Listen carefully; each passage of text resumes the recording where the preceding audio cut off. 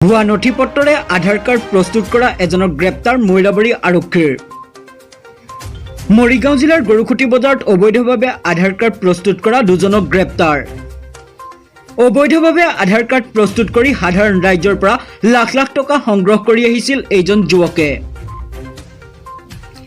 এইবাৰ কঠোৰ ৰূপত দেখা গৈছে মৈৰাবাৰী থানাৰ ভাৰপ্ৰাপ্ত আৰক্ষী বিষয়া মৃদুল হাজৰিকাক। ম্যাদুকলা ঔষধ বিক্ৰী কৰা অপৰাধীক গ্ৰেপ্তাৰৰ পিছতে এইবাৰ নামি পৰিছে ভুৱা আধাৰ কাৰ্ড প্ৰস্তুতকাৰীসকলৰ বিৰুদ্ধে। মুঠতে এইবাৰ মৈৰাবাৰী আৰক্ষীৰ নো কম্প্ৰমাইজ নীতি অব্যাহত ৰাখিছে। আজি পুৱাৰ ভাগত গোপন সূত্ৰৰ পম খেদি মৈৰাবাৰী আৰক্ষীয়ে দীৰ্ঘদিন ধৰি অবৈধভাৱে আধাৰ কাৰ্ডৰ ব্যৱহাৰ চলোৱাৰ কেন্দ্ৰক উৎখাত কৰে। উল্লেখ্য যে ব্যক্তিজনক বেলেগ পঞ্চায়তত নিয়োগ কৰিছিল যদিও ব্যক্তিজনে গৰুখুটিত দোকান খুলি সাধাৰণ ৰাইজৰ পৰা 500ৰ পৰা 1000 টকা সংগ্ৰহ কৰিছিল আধাৰ কাৰ্ড প্ৰস্তুত কৰাৰ বাবদ। মৈৰাবাৰী আৰক্ষীয়ে ব্যক্তিজনৰ পৰা বহু আপত্তিজনক নথিপত্ৰৰ লগতে ভুৱা চিলমোহৰ জব্দ কৰে। কথা হ'ল আধাৰ কাৰ্ড প্ৰস্তুত কৰাৰ নামত কাক মেনেজ কৰি দীৰ্ঘদিন ধৰি মুকলিকৈ ধন সংগ্ৰহৰ লগতে ভুৱা নথিপত্ৰৰে ৰমৰবীয়া ব্যৱসায় চলাইছিল। স্থানীয় ৰাইজে অভিযোগ কৰিছে যে সেয়া নিশ্চয় শীৰ্ষ বিষয়াৰ সৈতে গোপন বুজাবুজি কৰি এনেকৈ অবৈধভাৱে চলাই আহিছে আধাৰ কাৰ্ড প্ৰস্তুত কাৰ্য।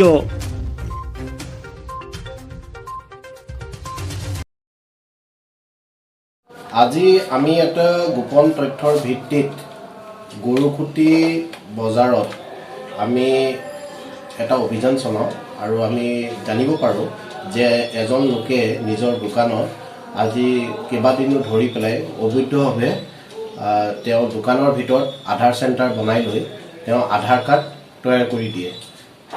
বহু লোকৰ ডকুমেণ্টছ সংগ্ৰহ কৰে আৰু কিছুমান তাতে যিখিনি ডকুমেণ্টছ প্ৰয়োজনীয় ডকুমেণ্টছ যাৰ কম হয় সেইখিনিৰ ক্ষেত্ৰত তেওঁ নিজাববীয়াকৈ কিছুমান ফৰ্জাৰী ডকুমেণ্টছ বনাই দিয়ে।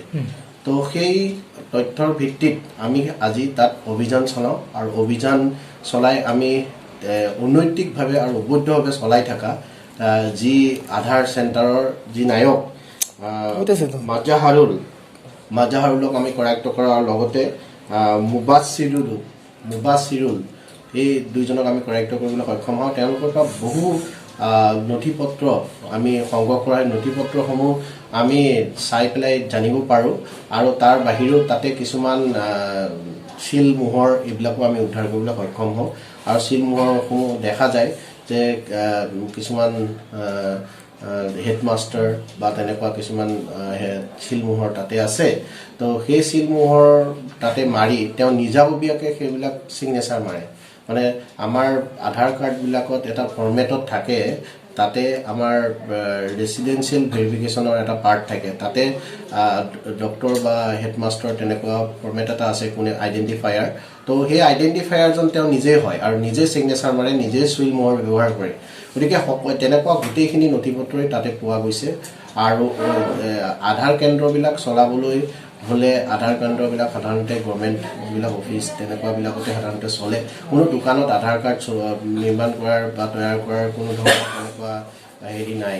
গতিকে এইটো এটা অবৈধভাৱে চলাই আছিলে নিজস্ব স্বাৰ্থৰ বাবে আৰু বহু পৰিমাণৰ টকা তেওঁ সংগ্ৰহো কৰিছে এই ক্ষেত্ৰত।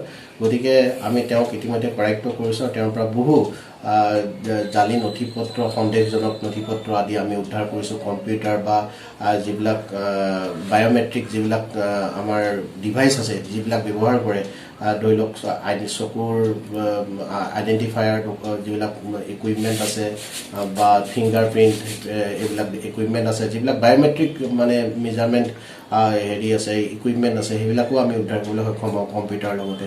গতিকে বৰ্তমান আমাৰ তদন্ত চলি আছে। তদন্তক্ৰমে যদি এই যি মানে এই ৰেকেটত যদি আৰু কোনো আছে তেওঁ। মৈৰাবাৰীৰ পৰা হাফিজুল ইছলামৰ ৰিপৰ্ট, কোব্ৰা নিউজ অসম।